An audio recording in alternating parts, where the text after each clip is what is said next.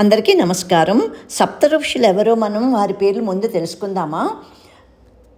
1 విశ్వామిత్ర మహర్షి, గౌతమ మహర్షి, భరద్వాజ మహర్షి, కశ్యప మహర్షి, జమదగ్ని మహర్షి, వశిష్ఠ మహర్షి, అత్రి మహర్షి.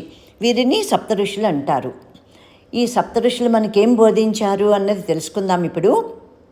అహం బ్రహ్మాస్మి తత్వాన్ని మానవాళికి అందించి మానవుడే సాక్షాత్తు భగవంతుడని వీరు తెలిపారు.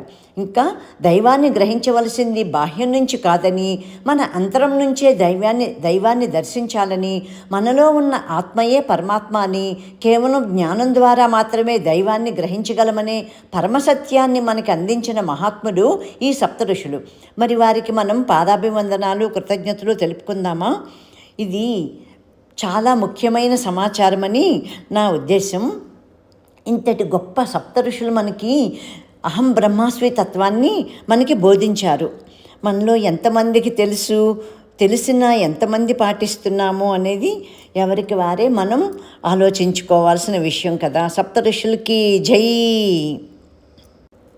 అందరికీ నమస్కారం. సప్త ఋషులు ఎవరో మనం వారి పేర్లు ముందు తెలుసుకుందామా? 1 విశ్వామిత్ర మహర్షి, గౌతమ మహర్షి, భరద్వాజ మహర్షి, కశ్యప మహర్షి, జమదగ్ని మహర్షి, వశిష్ఠ మహర్షి, అత్రి మహర్షి. వీరిని సప్త ఋషులు అంటారు.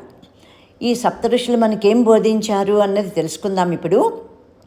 అహం బ్రహ్మాస్మి తత్వాన్ని మానవాళికి అందించి మానవుడే సాక్షాత్తు భగవంతుడని వీరు తెలిపారు.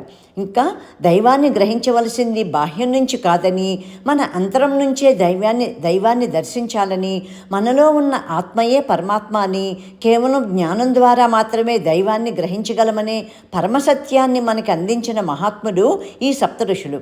మరి వారికి మనం పాదాభివందనాలు, కృతజ్ఞతలు తెలుపుకుందామా?